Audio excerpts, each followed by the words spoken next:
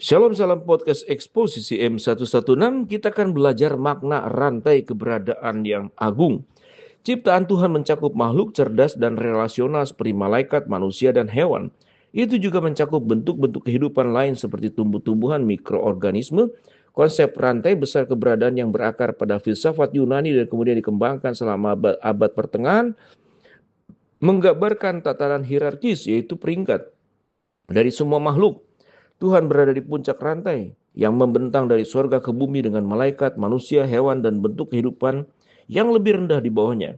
Para filsuf Yunani sebelum zaman Yesus Kristus seperti Plato dan Aristoteles termasuk di antara yang pertama membahas hierarki di antara makhluk-makhluk di alam semesta.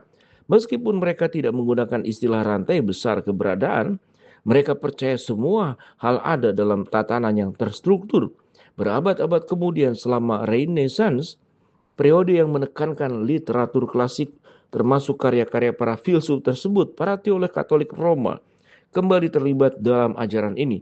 Mereka kemudian mengembangkan lebih lanjut konsep tersebut menyebutkan sebagai rantai besar keberadaan. Meskipun aspek-aspek dari istilah ilustrasi rantai atas ke bawah itu selaras dengan tema-tema Alkitab tentang keteraturan dan perbedaan antara pencipta dan ciptaan, elemen-elemen lain mencerminkan filsafat Yunani. Pertama, kitab suci menegaskan perbedaan mendasar dalam keteraturan dan peran di antara makhluk-makhluk. Misalnya sebagai makhluk ciptaan, manusia mencerminkan gambar pencipta mereka. Bukan sebaliknya dalam kitab Kejadian Allah berfirman, baiklah kita menjadikan manusia menurut gambar dan rupa kita. Kejadian 1 ayat 26. Penciptaan manusia oleh Allah menunjukkan bahwa dia jauh lebih besar daripada manusia dalam hal kodrat, otoritas, dan kemuliaan. Yesaya 40 ayat 28, Roma 11 ayat 33. Dengan demikian, rantai keberadaan dengan tepat menggambarkan superioritas Allah atas semua makhluk dan bentuk kehidupan lainnya. Malaikat berada pada urutan berikutnya dalam rantai keberadaan yang menurun. Alkitab mengajarkan bahwa malaikat saat itu memiliki kuasa dan status yang lebih besar daripada manusia. Misalnya, tentang manusia, Ibrani 2 ayat 7 mengatakan engkau telah membuat mereka sedikit lebih rendah daripada malaikat-malaikat dan telah memahkotai mereka dengan kemuliaan dan hormat. Ini menunjukkan bahwa malaikat lebih tinggi dari manusia dalam tatanan penciptaan saat itu. Manusia mengikuti malaikat dalam rantai kehidupan meskipun Tuhan menciptakan manusia lebih rendah daripada malaikat. Dia memberi manusia otoritas atas makhluk hidup lain di bumi. Mazmur 8 ayat 6-8 mengatakan manusia memiliki dominasi atas hewan. Engkau telah memberinya kuasa atas pekerjaan tanganmu. Segala sesuatu telah kau letakkan di bawah kakinya. Kambing, domba, lembu, sekalian juga binatang-binatang di padang, binatang, burung-burung di udara, ikan di laut, apapun yang melintasi arus lautan. Ini berarti manusia memiliki kedudukan yang lebih tinggi daripada hewan dan tumbuhan ciptaan Tuhan. Menilai rantai keberadaan dan perspektif, Alkitab mengungkapkan 3 kekurangan dalam model tersebut. Pertama, rantai keberadaan tidak memperhitungkan peran umat manusia yang telah ditebus di masa depan. Kitab suci mengajarkan bahwa orang percaya suatu hari nanti akan memegang posisi otoritas bahkan atas para malaikat. Seperti yang Paulus tulis dalam 1 Korintus 6 ayat 3. Tidak tahukah kamu bahwa kita akan menghakimi malaikat-malaikat?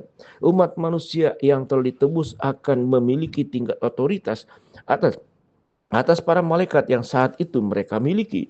Kedua, rantai keberadaan menyiratkan bahwa berbagai tingkat ciptaan terisolasi satu dengan yang lain.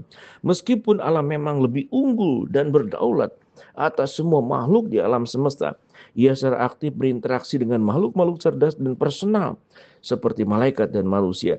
Lebih dari itu, ia peduli terhadap semua ciptaannya, termasuk hewan dan tumbuhan, seperti yang Yesus katakan dalam Matius 6 ayat 26. Pandanglah burung-burung di udara, mereka tidak menabur atau menuai atau menyimpan dalam lumbung, namun Bapamu yang di surga memberi mereka makan. Bukankah kamu jauh lebih berharga daripada burung-burung itu? Ketiga, rantai keberadaan gagal mencerminkan kabar Injil, kabar baik Injil. Dalam pribadi tertinggi dalam rantai itu, Allah sendiri memasuki ciptaan sebagai manusia. Sebagaimana dikatakan dalam 1 Yohanes 1:14. Firman itu telah menjadi manusia dan diam di antara kita dan kita telah melihat kemuliaannya, yaitu kemuliaan yang telah diberikan kepadanya sebagai anak tunggal Bapa. Penuh kasih karunia dan kebenaran dengan menjadi manusia. Yesus Kristus mengambil kodrat sebagai pribadi yang lebih rendah dalam rantai itu, sesuatu yang tidak dijelaskan secara memadai oleh ilustrasi itu sendiri. Umat Kristen mungkin menggunakan ilustrasi rantai keberadaan secara terbatas, meskipun mereka memahami kekurangannya. Shalom.